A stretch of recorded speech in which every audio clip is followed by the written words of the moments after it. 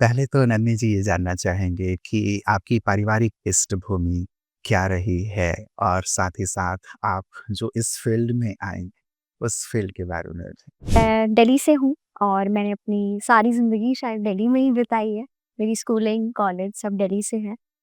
मैंने 2018 में Delhi university join किया अपने बैचलर्स के लिए और उसके बाद जस्ट उसके बाद 2021 में अपने मास्टर्स को भी वहीं से स्टार्ट किया। मैं दिल्ली यूनिवर्सिटी गोल्ड मेडलिस्ट हूँ फ्रॉम द ईयर 2024। मैंने मास्टर्स इन इन्फॉर्मेटिक्स करा है। उस समय पे एक एग्ज़ाम होता था दिल्ली यूनिवर्सिटी एंट्रेंस टेस्ट, अब उसे सीयूईटी के नाम से जाना जाता है। It's national level test and मैं उसमें ऑल इंडिया रैंक 21 थी। तो वहीं से थोड़ा बहुत पढ़ाना शुरू किया। पढ़ाती मैं स्कूल लाइफ में भी थी। जब स्कूल में थी तो अपने से छोटे जूनियर्स को पढ़ाने की मेरी एक आदत रही है एंड उस वक़्त इन एनएलटीज़ के बारे में इतनी ज़्यादा अवेयरनेस नहीं थी। अब काफ़ी लोग इसके बारे में कंटेंट बनाते हैं।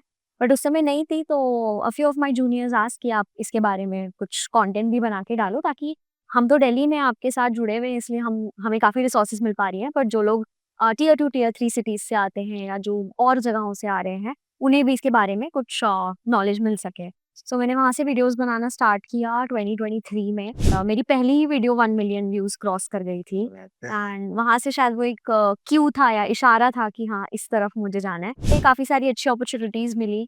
बहुत सारे ऐसे लोगों से कनेक्ट करने का मौका मिला जिनसे यूजुअली हम नहीं कनेक्ट कर पाते हैं। जैसे कि कॉलेजेस के वीसीज़, आईआईटी, आईएम के लोग, जहाँ शायद एडमिशन नहीं हो पाया बट वहाँ के लोगों के साथ फिर काम करा।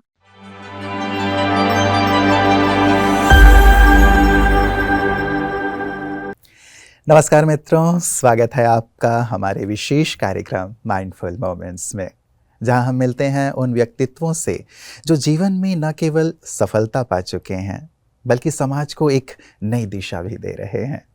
आज हमारे साथ हैं एक विशेष अतिथि नंदिनी शर्मा जी, जो एजुकेटर, एंटरप्रेन्योर, इन्फ्लुएंसर और गोल्ड मेडलिस्ट हैं।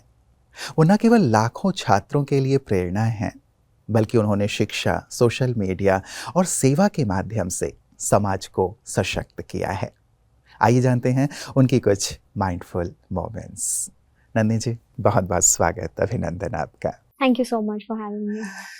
पहले तो नंदिनी जी ये जानना चाहेंगे कि आपकी पारिवारिक पृष्ठभूमि क्या रही है? और साथ ही साथ आप जो इस फील्ड में आई, उस फील्ड के बारे में भी? जी।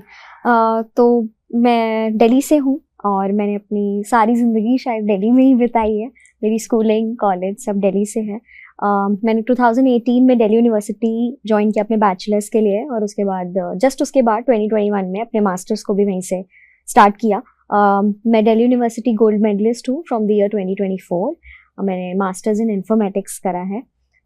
उस समय पे एक एग्ज़ाम होता था दिल्ली यूनिवर्सिटी एंट्रेंस टेस्ट, अब उसे सीयूईटी के नाम से जाना जाता है। It's national level test and मैं उसमें ऑल इंडिया रैंक 21 थी। तो वहीं से थोड़ा बहुत पढ़ाना शुरू किया। पढ़ाती मैं स्कूल लाइफ में भी थी।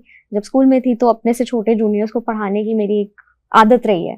तो वो कॉलेज में भी कंटिन्यू हुई एंड उस वक़्त इन एनएलटीज़ के बारे में इतनी ज़्यादा अवेयरनेस नहीं थी। अब काफ़ी लोग इसके बारे में कंटेंट बनाते हैं, बट उस समय नहीं थी तो a few of my juniors asked कि आप इसके बारे में कुछ कंटेंट भी बना के डालो ताकि हम तो दिल्ली में आपके साथ जुड़े हुए हैं इसलिए हमें काफ़ी रिसोर्सेज़ मिल पा रही हैं। पर जो लोग टियर 2 टियर 3 सिटीज़ से आते हैं या जो और जगहों से आ रहे हैं, उन्हें भी इसके बारे में कुछ नॉलेज मिल सके। सो मैंने वहाँ से वीडियोज़ बनाना स्टार्ट किया 2023 में एंड मेरी पहली ही वीडियो 1 मिलियन व्यूज़ क्रॉस कर गई थी एंड वहाँ से शायद वो एक क्यू था या इशारा था कि हाँ, इस तरफ मुझे जाना है।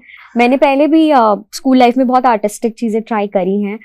मैं म्यूज़िक में मैं सिंगिंग भी करी है मैंने। I am a trained sitar player as well. तो वहाँ से वो सीखा। उसके बाद मैंने नेशनल स्कूल ऑफ ड्रामा में कुछ प्लेस करे हैं।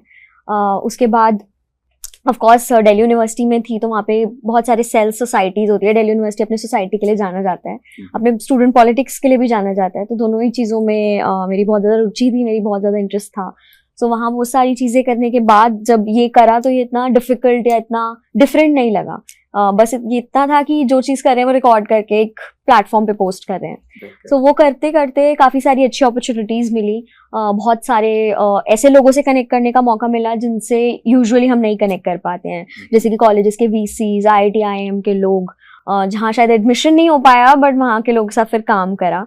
तो वहाँ से अब मुझे करीबन 1.5-2 साल हो गया है कंटेंट बनाते हुए, जिसके साथ ही मैंने 2 स्टार्टअप्स लॉन्च करे हैं, जिसमें से पहला एक मार्केटिंग स्टार्टअप है जिसमें हम सीईओज और फाउंडर्स के लिए पर्सनल ब्रांडिंग भी करते हैं और प्रोडक्ट्स एंड सर्विसेज के लिए मार्केटिंग करते हैं। इतनी छोटी उम्र में इतनी सारी चीजें जी।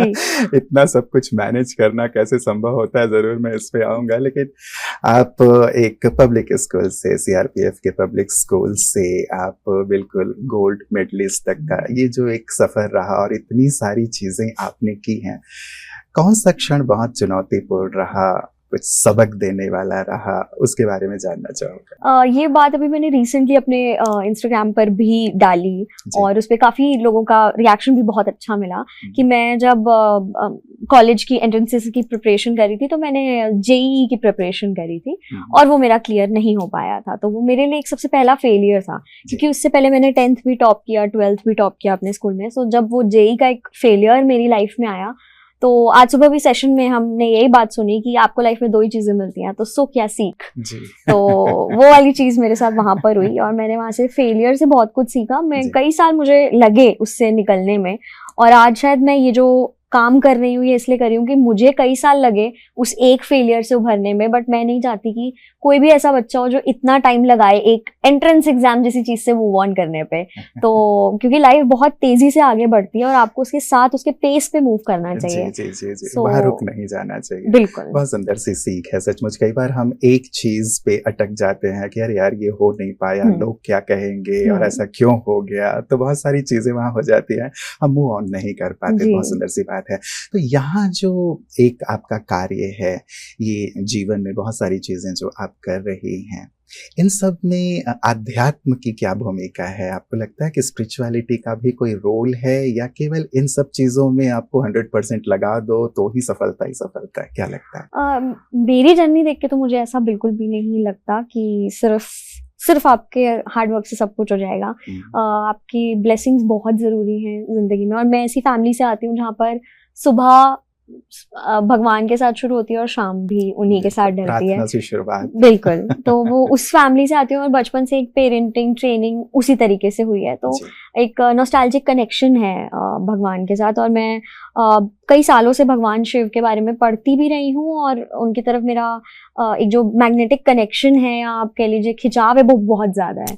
तो मेरी दिन में ऐसा नहीं होता किसी भी दिन कि मैं अपने शिवलिंग पर जल नहीं चढ़ा रही। लोग, मेरे कई सारे रिलेटिव्स मेरे लिए शिवलिंग ही गिफ्ट में भी कई बार लेकर आते हैं। तो रुद्राक्ष मैंने पहन रखा है, तो उधर मेरा कनेक्शन बहुत ज़्यादा है। एंड वहीं से एक पॉजिटिविटी मुझे एवरी डे के लिए मिल जाती है।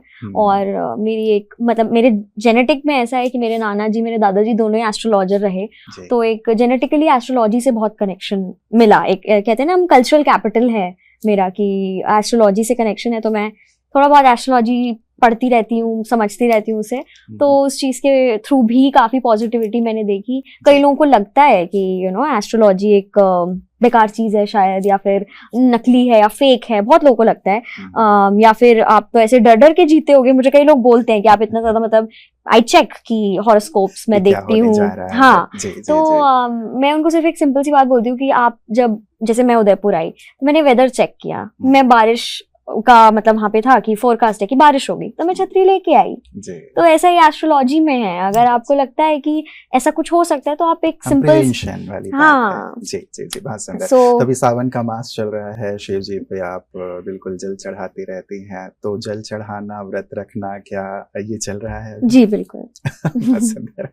आप ब्रह्मा कुमारीज में आई हैं और यहाँ भी परमात्मा शिव को ही जगत नियंता कहा जाता है, कि परमात्मा ही सृष्टि के बीज हैं, उन्होंने ही सृष्टि की रचना की और हम सब उनकी संतान हैं। तो यहाँ ब्रह्मा कुमारीज में जो शिव को ही सब कुछ मानते हैं, रचनाकार मानते हैं, तो यहाँ आकर के उस शिव से क्या फीलिंग आ रही है, क्या अनुभूति आ रही है? मुझे लगता है यहाँ पर एक जो पहाड़ है जो हमें दिखता है दूर से, जी, जी। मुझे लगता है वो इस बहुत एक ब्लेसिंग है यहाँ के लिए, कि वो दिखता है और मौसम एकदम बिल्कुल ऐसा लग रहा है जैसे हम एक ऐसी जगह पे आ गए हैं जहाँ पर स्पिरिचुअलिटी वहाँ के नेचर में ही है। यहाँ का जो माहौल है, या वाइब्रेशन कह लीजिए, या एक मौसम का भी एक अपना रूप असर है। तो वो पूरा ऐसा ही लग रहा है कि सावन तो यहीं बिताना चाहिए किसी को भी, जहाँ पर रेगुलर बारिश हो रही है। और भगवान शिव तो कहते हैं कि तुम मुझ पे क्या जल चढ़ाओगे, मैं तो खुद ही पूरी सृष्टि को नहला रहा हूँ। सो वो वाली बिल्कुल चीज बिल्कुल, है। प्रकृति ही यहाँ पे जैसे हाँ बिल्कुल शिव को नहला रही है, और ये पर्वत सचमुच शिवलिंग जैसे ही बिल्कुल लगते हैं बिल्कुल। कि शिव ने जहाँ अवतरण लिया है, ये जी पर्वत भी शिवाकार हो गए हैं। तो यहाँ विशेष करके जो राजयोग भी सिखाया जाता है, या जो ज्ञान आपने लिया जी। होगा इन 1-2 दिनों में, तो उसकी क्या आपकी अनुभूति है? मैंने जो सेशंस लिए, particularly beyond views and likes का सेशन मैंने लिया, वहाँ पर हमने हेट कमेंट्स के बारे में बात किया, स्पेसिफिकली फॉर कंटेंट क्रिएटर्स। हमने बात करी कि कैसे नंबर्स आपको अफेक्ट कर सकते हैं, कैसे लोगों के कमेंट्स आपको अफेक्ट कर सकते हैं, and how to deal with it. And I think हम सभी को उसकी बहुत ज़रूरत है, क्योंकि ऐसा हम में से कोई भी नहीं है जिसको हर कोई लाइक करता हो, और ऐसा पॉसिबल भी नहीं है। तो ये बात समझनी बहुत ज़रूरी है, और शायद हम सबको ये बात पता है कि हम सबको खुश नहीं कर सकते, हम सबको प्लीज नहीं कर सकते, हमें सब लोग लाइक नहीं कर सकते। बट जब एक ऐसा पर्सन जो बहुत ज्यादा स्पिरिचुअली हाई है, वो जब इन बातों को बताता है, तो एक अलग तरीके से आपको बात समझ आती है, एंड एक गुरु के रूप में आप उन्हें देखते हैं, आप उनसे सीखते हैं। तो मुझे लगा वो एक सेशन बहुत अच्छा था, मेरे लिए बहुत आई ओपनिंग था। मैं उसमें नोट्स भी कंटिन्यूस बना रही थी कि क्या क्या बोल रहे हैं। सो मेरे लिए वो कंटेंट क्रिएशन से रिलेटेड ही था, और क्योंकि पूरा दिन और पिछले 2 सालों में ऐसा कोई दिन नहीं है जिस दिन मैंने वीडियोस अपलोड ना करी हूँ, तो मेरे लिए एक कॉन्टिन्यूस वर्क है, and I am always online. So मेरे लिए ये सीख बहुत इम्पोर्टेंट थी। बिल्कुल बिल्कुल, आप जो अभी कह रही हैं उसी से जुड़ा हुआ एक प्रश्न मन में आ रहा है, क्योंकि आप युवाओं से भी जुड़ी हुई हैं, उनके एजुकेशन से जुड़ी हुई हैं। तो एक जो स्ट्रेस फील कर रहा है आज का युवा, एक कंपटीशन है आज के उसमें युग में, तो उसमें वो अपने आप को बिल्कुल बैलेंस नहीं कर पाता, कई बार बहुत ज़्यादा नर्वस हो जाता है, जैसे अभी आपने एक चीज़ शेयर की। तो ऐसे में आप उन्हें क्या प्रेरणा देना चाहेंगे, क्या विशेष वो करें जिससे वो थोड़े से स्टेबल रहें, और जो अप एंड डाउन्स आएँ उसे इजीली वो कोप अप कर सकें? बिल्कुल, पहली चीज़ तो मुझे लगती है, अगर किसी को ये लिमिट से ज़्यादा हो रहा है, मतलब थोड़ा बहुत स्ट्रेस हो जाना या थोड़ा बहुत डाउन फील करना इज़ नॉर्मल, इट्स ह्यूमन। हम एक ह्यूमन है, सब कुछ फील करते हैं, फीलिंग्स है हमारे पास, तो ये सब हम फील करेंगे ही। लेकिन अगर ये थोड़ा सा भी ज़रूरत से ज़्यादा हो रहा है, तो आप डॉक्टर से मिलिए, आप बिल्कुल साइकोलॉजिस्ट से मिलिए। मैं खुद स्टूडेंट्स को बहुत सारे साइकाइट्रिस्ट और साइकोलॉजिस्ट से कनेक्ट करवाती हूँ। मेरे कई सारे दोस्त इस लाइन में काम कर रहे हैं with big institutions like Safdarjung, AIIMS, all these big hospitals. तो हम उन्हें कहते हैं कि आप यहाँ जाइए, इनसे बात करिए, वो आपको काउंसिल करेंगे, वो आपको बेटर हेल्प कर पाएंगे। क्योंकि मैं आपको एकेडमिक हेल्प कर सकती हूँ, मैं आपको बता सकती हूँ किस डायरेक्शन में आपको जाना है। अब आप प्लान ए नहीं वर्क किया तो बी, सी, डी, आप जेड तक बोलेंगे, हम जेड तक आपको प्लान देंगे। लेकिन एक जो साइकोलॉजिस्ट जिस तरीके से आपको हेल्प कर सकते हैं, और जिस तरीके से स्पिरिचुअल हीलर्स आपको हेल्प कर सकते हैं, आई थिंक वो बहुत ज़रूरी है। तो मैं सबसे पहले तो वही सजेस्ट करती हूँ कि आप इनके पास जाइए, बात करिए। दूसरी चीज़ जो मैं अपनी लाइफ से लेकर सजेस्ट करती हूँ, दैट इज़ जर्नलिंग। मुझे कभी भी कोई चीज़ बहुत ज़्यादा परेशान करी होती है, तो मैं उसको लिख देती हूँ कहीं पे। डेली ही ये करती हैं या कभी-कभी ऐसा? कभी-कभी जब बहुत स्ट्रेसफुल हो जाता है, तो मैं डेफिनेटली चीज़ों को नोट डाउन कर देती हूँ, और उससे आई रियली फील बेटर। तो मुझे लगता है, शायद मुझे लग रहा है तो बहुत लोगों को लगता होगा। मैं जर्नलिंग, मेडिटेशन भी मैं सजेस्ट करती हूँ, बट फिर भी आई से कि आप एक साइकोलॉजिस्ट से ज़रूर मिलिए, क्योंकि उनकी गाइडेंस बहुत ज़रूरी है। मेडिटेशन और ये जो एनर्जी बैलेंस के बारे में आपकी क्या राय है? यदि व्यक्ति मेडिटेशन करे, तो ये तो हमारे यहाँ की प्राचीन विधा है, जिसमें ये कहा जाता है कि मेडिटेशन आपको कूल कर देता है, काम कर देता है। और अमेरिका जैसे देशों में भी बहुत सारे ऐसे इंस्टीट्यूट्स हैं जहाँ पे मेडिटेशन के ऊपर, योग के ऊपर रिसर्च हो रहा है, और बहुत सुंदर एक आउटकम आ रहा है कि उससे आपकी कार्य क्षमता बढ़ जाती है, आप दक्ष हो जाते हैं, कूल काम हो जाते हैं, फोकस आपका बढ़ जाता है। तो इस विषय में आप क्या राय रखते हैं?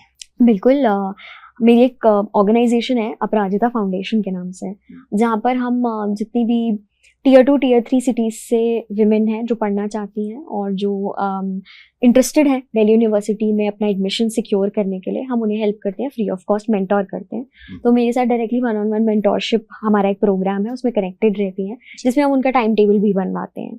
क्योंकि मुझे लगता है कि अगर आपका एक डेली रूटीन नहीं है, टाइम टेबल नहीं है, तो आप सक्सेसफुल नहीं हो सकते। बिल्कुल। तो ये सब आप ऑनलाइन करती हैं या आप वहाँ ऑनलाइन फिजिकली जी, क्योंकि पूरे इंडिया से हम 10 बच्चे सेलेक्ट करते हैं हर साल। अभी हमारा अच्छा। फर्स्ट बैच आउट हुआ है। हाँ, सो पूरे इंडिया से हमने 10 बच्चे सेलेक्ट करे हैं, तो ऑफ कोर्स 10 जगह जाना तो पॉसिबल मेरे लिए नहीं है।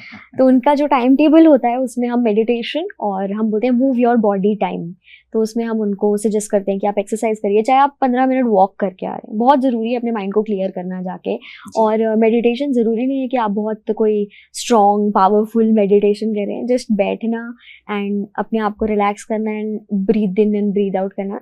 सिंपल एक्सरसाइज करने से भी बहुत माइंड क्लियर होता है, जिससे कि आप बेटर मेमोरी आपकी बनती है, बेटर आप आंसर कर पाते हैं बेटर। क्योंकि कॉम्पिटिटिव एग्जाम एक ऐसी जगह है जहाँ अगर आपका लॉजिकल ब्रेन फॉगी है, जैसे हम फॉगी ब्रेन कहते हैं, अगर वो क्लियर नहीं है तो आप अच्छा परफॉर्म नहीं कर सकते, चाहे आप कितने भी बड़े स्कॉलर हैं। तो आपका ब्रेन क्लियर होना चाहिए, जिसके लिए मेडिटेशन इज द बेस्ट ज़रूरी है, सोल्यूशन। बिल्कुल। महिलाओं को जब आप शिक्षा के बारे में या उनके करियर के बारे में गाइड करती हैं, तो वैसे भी आप जानती हैं कि हमारे देश में कई जो जैसे आपने कहा कि कई ऐसे शहर हैं, छोटे कस्बे हैं, गाँव हैं, जहाँ अभी उस प्रकार का प्रचलन नहीं है जी महिलाओं को सामने लाने के लिए। तो क्या कोई खास चुनौती भी आपने फेस की इस फील्ड में जब आपने ऐसे उनको काउंसलिंग दी? बिल्कुल, बहुत अलग अलग तरीके की प्रॉब्लम्स इन फीमेल्स को फेस करनी पड़ती है, क्योंकि हर कोई प्रिविलेज बैकग्राउंड से नहीं आ रहा है। कईयों के पास इकोनॉमिकल नहीं है, फाइनेंशियल स्टेबिलिटी नहीं है। कई ऐसी जगहों से आती हैं जहाँ पर लड़कियों को पढ़ाना कोई बहुत अच्छी बात नहीं मानी जाती है। कई लोग ये फेस करते हैं कि उनकी शादी बहुत जल्दी करवा दी जाती है। कई अर्ली कंसेप्शन के केसेस भी हमारे पास आते हैं। तो ऐसी बहुत सारी डिफरेंट चीज़ें हैं जो शायद मुझे लगता था कि अब इंडिया से चली गई हैं।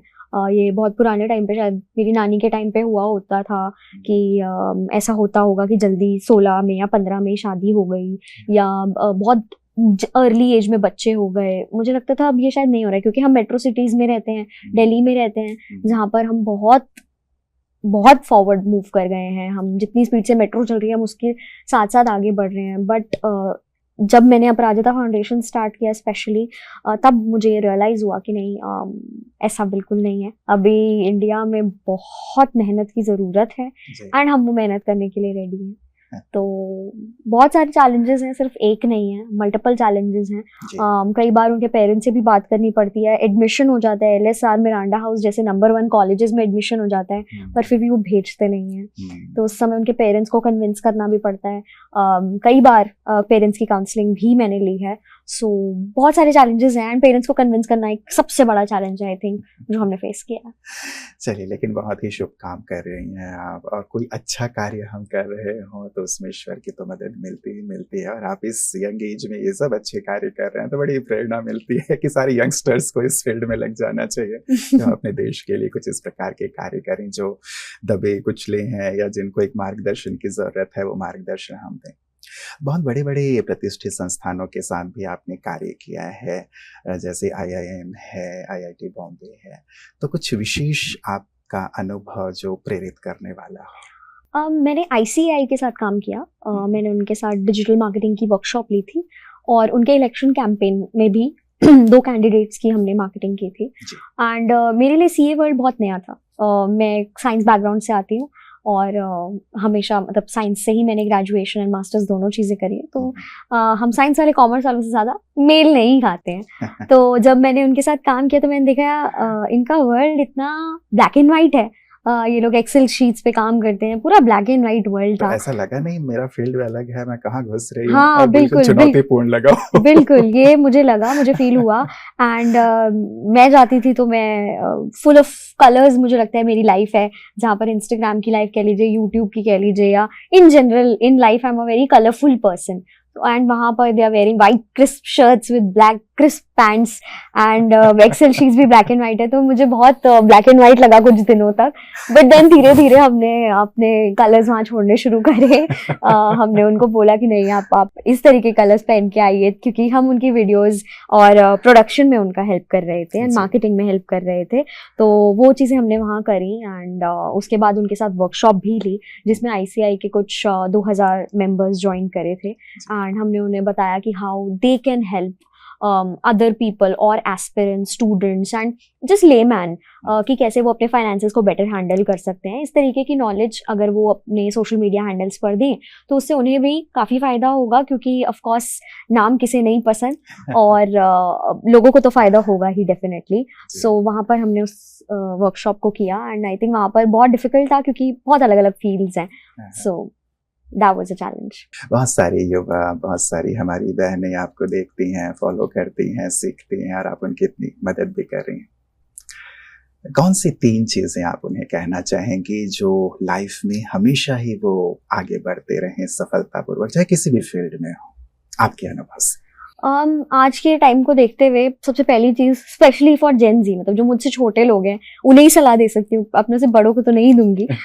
बट जो मुझसे छोटे हैं, जो जनरेशन जी में आ रहे हैं, उन्हें मैं बोलूँगी कि वो बहुत जल्दी ना काम छोड़ देते हैं, बहुत जल्दी। मतलब उनका 10 दिन किसी चीज़ में इंटरेस्ट होगा, फिर 10 दिन किसी चीज़ में, फिर वो एक छोटे बच्चे की तरह है जिसको आज एस्ट्रोनॉट बनना है, फिर साइंटिस्ट बनना है, सीए बनना है, फिर डॉक्टर बनना है। सो वो बहुत ज़्यादा उस चीज़ में है and even when they are into college, तो वो काफ़ी सारी नई नई फील्ड्स को ट्राई करना बहुत अच्छी बात है। बट अगर आपने एक चैलेंज ले लिया है तो उसको कंप्लीट करना इज अ स्किल। तो आई थिंक उनको वो एक कंप्लीट करना चाहिए हर चीज़ को, चाहे उन्होंने कुछ भी हाथ में ले लिया हो, चाहे वो एक इंटर्नशिप हो या कोई कोर्स हो, कुछ भी हो सकता है वो, चाहे वो सिर्फ इतनी सी चीज़ों की मुझे रोज सुबह 6 बजे उठना है, तो उसको आपने सोचा मैं 21 दिन तक ही करूंगी, तो कम से कम 21 दिन तो कंप्लीट करो, ठीक है। तो मुझे ये बहुत बड़ी कमी लगती है। वैसे तो generation Z has a fresh perspective which I love, but मतलब ये जो कंप्लीट करने वाली चीज़ है वो ये चीज़ नहीं करते हैं। एंड कंसिस्टेंसी ही आपको किसी भी फील्ड में आगे लेके जाएगी, चाहे वो कंटेंट क्रिएशन की फील्ड हो, चाहे आप डॉक्टर हो, इंजीनियर हो, आप कुछ भी हो। अगर आप कंसिस्टेंट नहीं है अपने काम में, अगर आप रोज उस चीज़ को रिलीजियसली नहीं कर सकते, तो आप आगे बढ़ के सक्सेसफुल तो नहीं हो सकते। दूसरी चीज़ जो मैं बोलना चाहूँगी कि आज ज़माना एआई का है, ये सभी लोगों के लिए है, चाहे आप किसी भी फील्ड में हैं, आप अपने साथ साथ एआई को इंटीग्रेट कीजिए। आपका काम जो 10 घंटे लग रहे थे वो शायद 1 घंटे में हो जाए, जो 1 घंटा लग रहा था वो 10 मिनट में हो जाए। और एआई हम यूज़ करते हैं टाइम बचाने के लिए, मेहनत बचाने के लिए, क्रिएटिविटी को मारने के लिए नहीं। तो जितने भी क्रिएटिव काम है, चाहे वो म्यूजिक हो, डांस हो, आप किसी क्रिएटिव चीज़ के साथ जुड़े हुए हैं, उसे एज इट इज़ रखिए, उसमें एआई नहीं डालिए।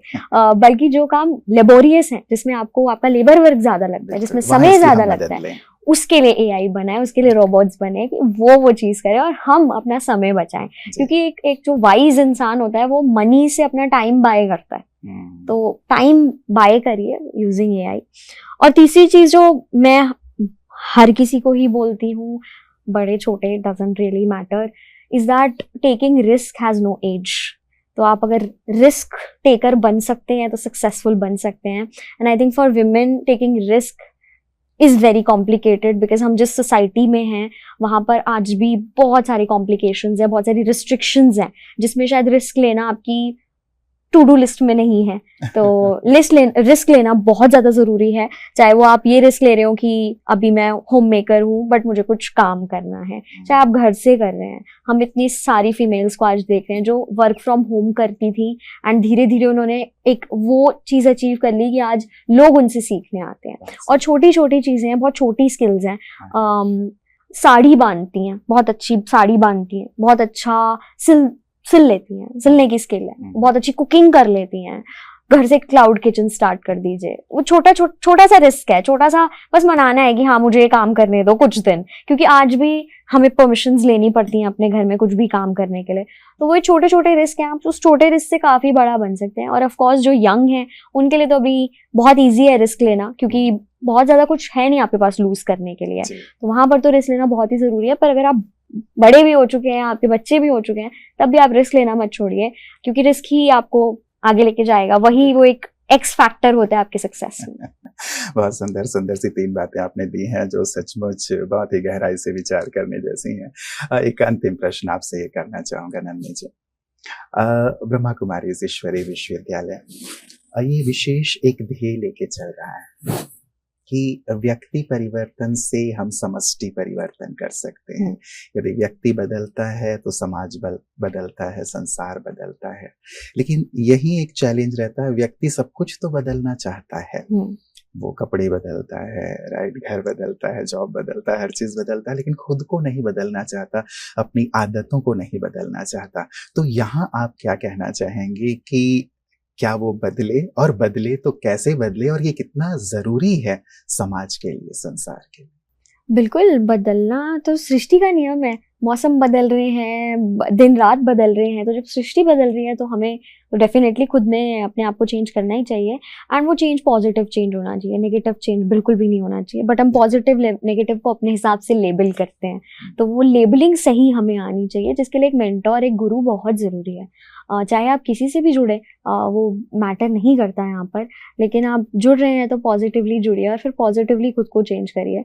बहुत छोटी छोटी चीज़ें होती हैं, हमें ईगो होती है छोटी छोटी चीज़ों को लेकर, मुझ में भी है, ऐसा नहीं है कि मैं बहुत महान हूँ, नहीं, मेरे में भी बहुत ईगो है। कई बार ऐसा होता है कि जैसे हमारे यहाँ फॉलोअर्स का एक नंबर गेम बहुत होता है, तो अगर मेरे 5.5 लाख हैं तो किसी के 10 लाख हैं, किसी के 1 करोड़ है, किसी के 1.5 करोड़ है, तो ये नंबर गेम कभी खत्म नहीं होता। कई बार हम इसको ईगो में ले लेते हैं कि अच्छा मेरे तो इतने हैं, इसके तो इतने हैं, क्या फर्क पड़ता है। तो वो एक छोटी छोटी चीज़, और मैंने भी स्टार्टिंग में ये चीज़ें फेस करी कि मुझे कई बार इन्फीरियर भी फील हुआ और कई बार सुपीरियर भी फील हुआ, बट वो चीज़ मुझे छोड़नी पड़ी विद टाइम, क्योंकि अगर आप कोलैबोरेट करना चाहते हैं, अगर आप आगे बढ़ना चाहते हैं, सक्सेसफुल होना चाहते हैं, या अपनी ज़िंदगी अच्छे से भी जीना चाहते हैं, तो छोटी छोटी चीज़ें आपको चेंज करनी पड़ती हैं। मैं बहुत ज़्यादा वन वुमन आर्मी थी शुरू से ही। मुझे लगता था मैं एडिटिंग भी मैं ही कर लूँगी, पोस्ट भी मैं ही कर लूँगी, कंटेंट भी मैं ही लिख लूँगी, सब कुछ मैं कर लूँगी, बट ऐसा नहीं है। धीरे धीरे I have made a team, we are more than 20 people working with me. तो वो मुझे बहुत मेहनत लगी खुद को चेंज करने में कि नहीं, ये मेरा काम नहीं है, ये इस पर्सन का काम है, और ये मुझसे बेटर जानता है। तो वो एक ईगो जो हम में है, वो बहुत जगह हमारे पास आती है, एंड हमें उसे चेंज करना चाहिए, और ये बहुत डिफिकल्ट है टू चेंज।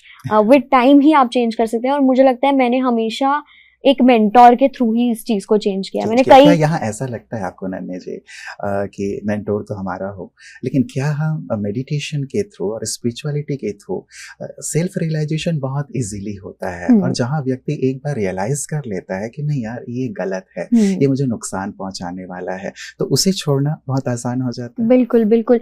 इनफैक्ट अगर आपका मेंटोर भी हो, वो चाहे बोलता रहे, अगर आपको सेल्फ रियलाइज नहीं हो रहा है तो आप चेंज कर ही नहीं सकते उस चीज को।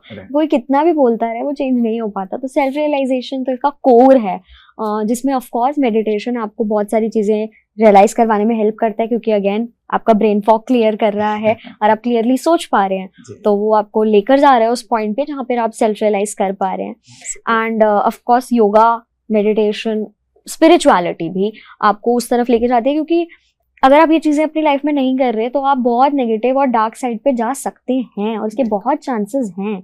और अगर आप ये चीज़ें कर रहे हैं तो बहुत चांसेस है कि आप यहाँ नहीं जाएंगे। आप बहुत पॉजिटिव रहते हैं। इनफैक्ट कोई फेस्टिवल भी आता है, हम India is full of culture, full of festivals, तो ये फेस्टिवल्स बार बार क्यों आते हैं? हमें यही बताने आते हैं कि लाइफ में बहुत सारी पॉजिटिविटी है और अच्छाई, आनंद के लिए बिल्कुल। तो अगर स्पिरिचुअलिटी ना हो, स्पिरिचुअल नहीं है, तो आप कोई भी फेस्टिवल भी नहीं मनाएंगे, क्योंकि हमारे यहाँ तो सारे फेस्टिवल भगवानों से जुड़े हुए हैं। हमारे यहाँ सावन आ रहा है, उसमें तीज आ रही है, हम मजे कर रहे हैं, वो सारी चीजें पॉजिटिविटी के लिए ही बनाई गई हैं। तो of course meditation, spirituality hand in hand जा रहे हैं यहाँ पे, and that would help you change.